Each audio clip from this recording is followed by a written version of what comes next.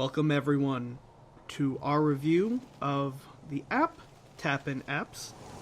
This is an app where you tap apps and set up traps. And apples, apparently. Well, it's set for an Apple phone. But yeah, tap an apple on an apple.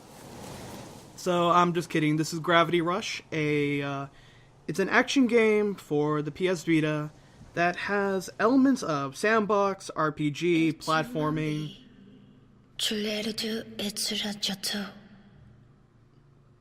And the game just starts up like this before you even get the chance to do a new game or set anything up. You just have to tap the hell out of that apple and start it off.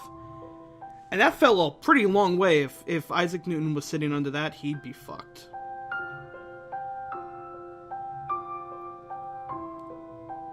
And now that Happy Apple Day. Now that apple is gonna roll down our town of Aulnoy in Hexeville. This game, the director of this game wanted to make this kind of not entirely Japanese, but also seem a little. He basically combined Japanese and French in. Yeah, I kind of got a French fry already. Yeah. Well, actually, this game was influenced by, I don't know if you know the artist Mobius. He did the Bluebird comics in, I believe, the 40s. Apparently, No. he was, the director of this game was really influenced heavily by it. The director of this game is Kichiro Toyama. He's the guy who directed and came up with Silent fucking Hill. Oh, okay. So this game is initially got its start in 2008 as a game called Gravité, which they eventually scrapped that idea because they wanted to work on this as a Vita title. And then they decided to make it instead a game called Gravity Rush, or in Japan, it's called Gravity DAZE. Gravity DAZE being short for gravitational dizziness, the perturbation of her inner space caused by the repatriation of the upper stratum. Uh-huh. I just like Gravity Rush. Gravity Rush is way Doesn't better. exactly roll off the tongue, does it? No, it doesn't. It falls in many directions off the tongue. Mm-hmm. So, meet our heroine.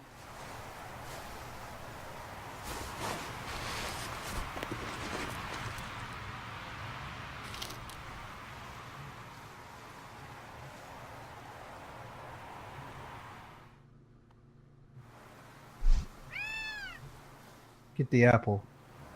Just pick up the apple. Get the apple. Feed the apple to the cat. Use apple on cat. So we haven't unlocked the use of the ability to rotate the camera yet, Right. which is a little annoying. I'm sorry, what's this walk? So this walk cycle is a little interesting. You're kind of just picking it up at a little pace, and then you fucking take off. So keep in mind how fast we're running right now. When, we have no reason to run, except for fucking with a couple of birds right there.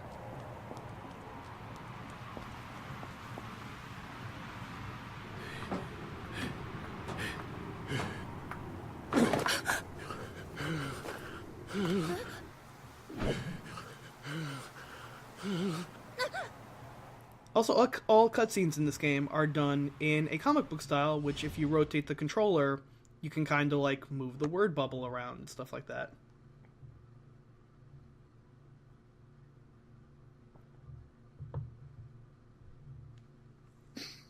This guy.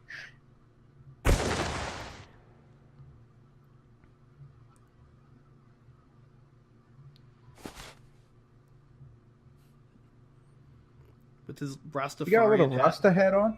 Yeah, it's got kind of a Rasta hat there. But we got a boy to save. Okay, Is so that now an actual language or just gibberish? it's So, wait, before we get into that, now that he's told us my boy is in trouble, remember that fucking, like, sprint we were doing before? We can't do that now. It also randomly does first person. We can go VR mode. Yeah, this game is kind of like, Sony really wanted to make this, like, the flagship title for the Vita, which I will say, this is a reason to own a Vita. Even though we're not playing it on the Vita, we're playing it on the, PlayStation 4 remaster because it controls so much fucking better. But, they were really excited to develop this game for the Vita because the director of the game felt like the Vita was like a window into another world. I still am kind of fuzzy on the Vita. Like, I got that it's like a portable PlayStation 3 or 4. Yeah. Specifically, this game took advantage of the gyro sensor in it. Oh, now we can take off. Now we can run. And one of his eyes looked really fucking off there for a second.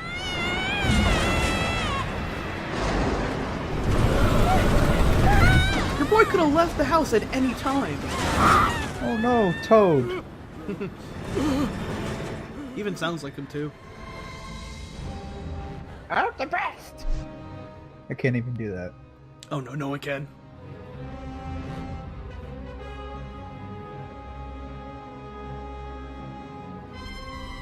Yeah, you're a superhero. Eat your apple and save my boy. But it's okay, because we got a flying cat that has a galaxy inside of it.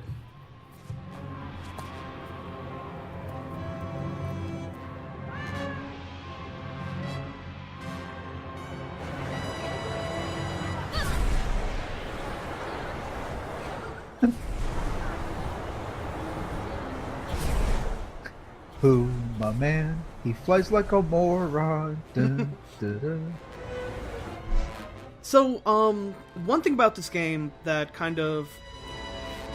This is one of those games that, when you start playing it, it has a little bit of a learning curve, just, like, getting the hang and feel of it. Because it can be a little, like, disorienting. But once it clicks, flying in this game feels so natural and so much fun.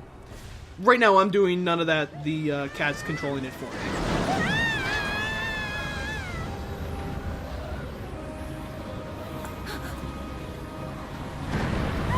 You just gotta save that boy from the, like, neutron star exploding in the middle of the sky.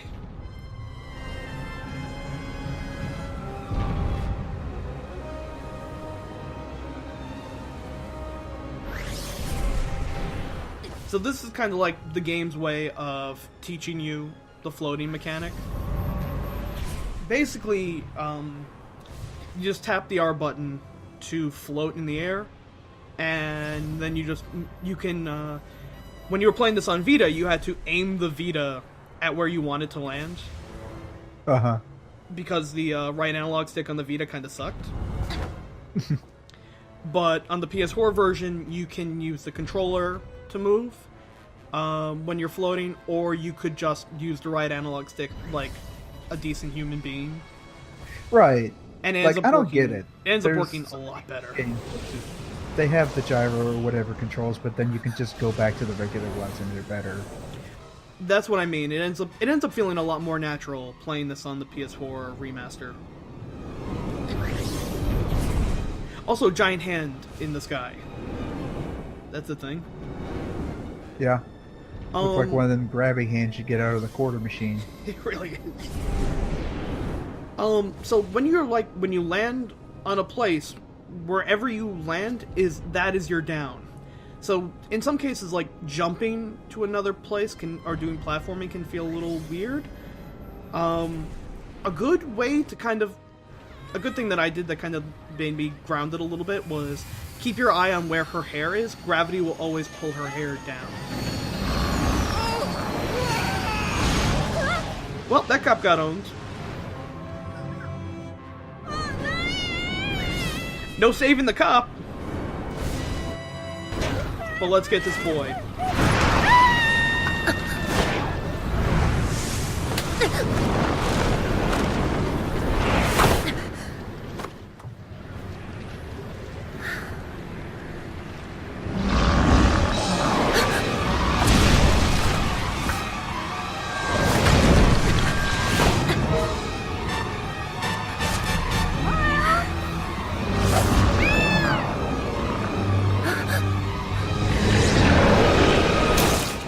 Cats, I hate cats. The cat that just did like the Sonic spin dash up the perfect chaos arm and fucking tore it in half. Yay, only one cop died today. Sorry about your fucking house.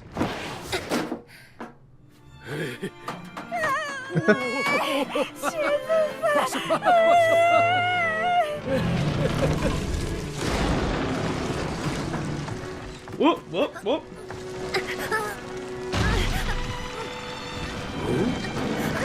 Please help.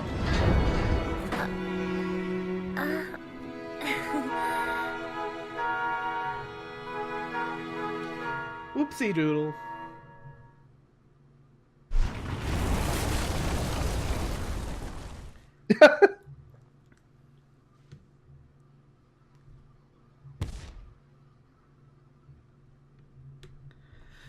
So, everyone in this game is an ungrateful jerkass.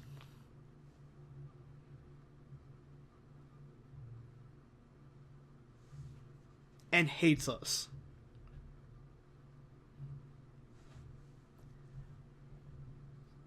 Yeah, you're welcome.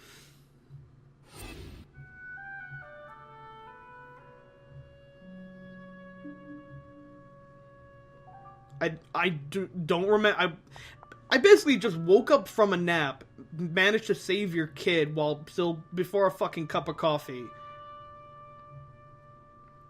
And your house didn't have anything in it anyway. It was a fucking... most of it got sucked up into the void. Stop complaining. Why can't you just, like, use your powers on them and make them fall up forever? Funny you should mention that. That is the thing we can do.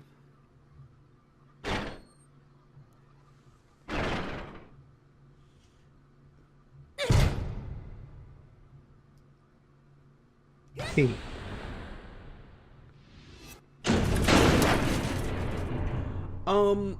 So you mentioned before about is the language real? Yeah, is this made up? It kind of is. The spoken one is like... It's mostly French, I believe. Like, it sounds kind of like made up French. Yeah, but there is a written language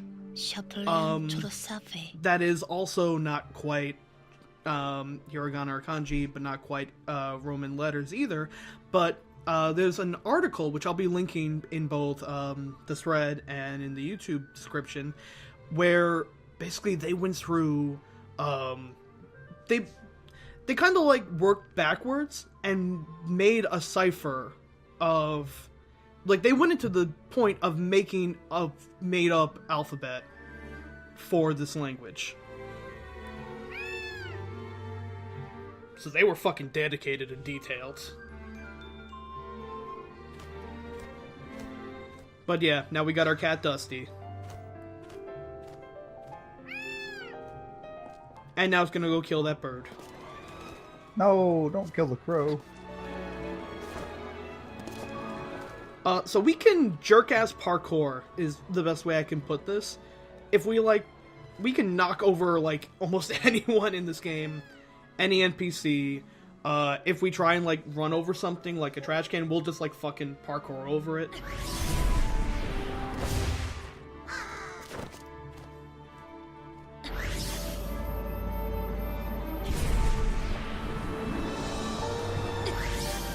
And yeah, you can stop in midair and just kind of, like, hover over the air and kind of just do the wave.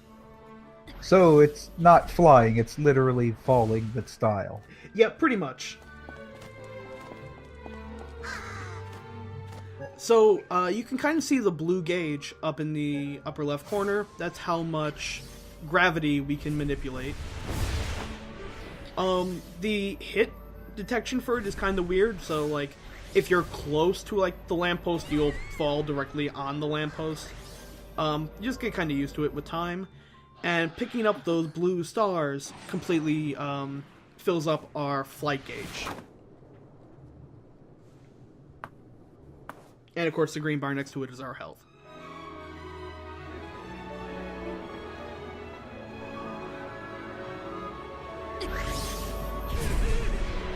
So you can kind of see in the bottom left corner there, I kind of picked that cop up and threw him against the wall. And the game didn't like me going to check on him, so it said, no, you gotta ignore that cop you just knocked down. You have girls to talk to. This game hates cops. So meet Shadow the Hedgehog.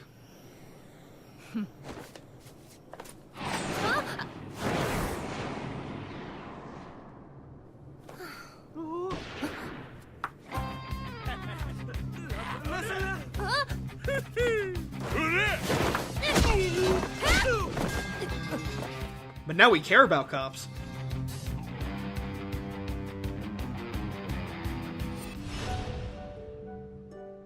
Well, that was a quick episode. You can blow through this game really fast if you just focus on, like, the main missions. But we don't care about cops. Fuck cops. We actually just wanted to read that wanted poster.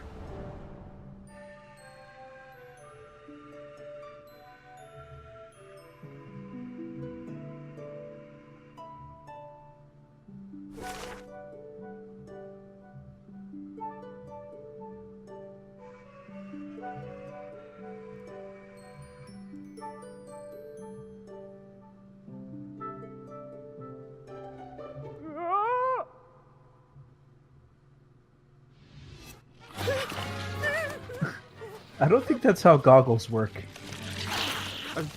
No, he's a Cyclops. No, wait, these guys are Cyclopses. Oh no! Bargain bin heartlesses. You're not entirely wrong. So these are all the main enemies of the game. They're called the Nevi. So they take a lot of kicks to get down.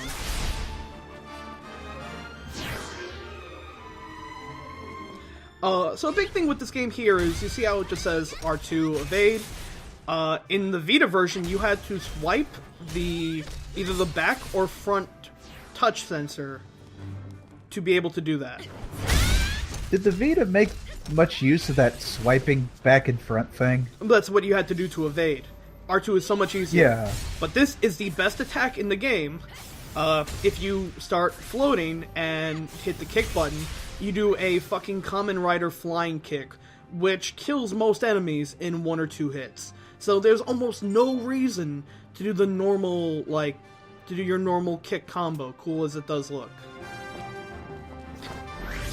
Because you're actually, the fastest mode of transportation in this game is to do a flying kick. It eats up your flying gauge, though.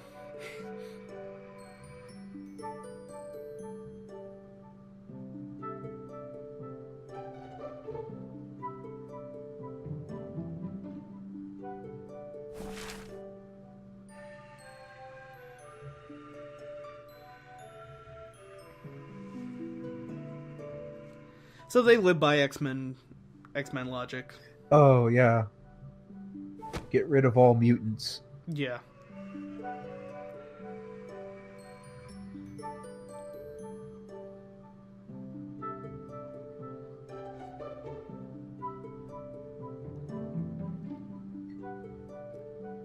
So Sid's like the one good cop.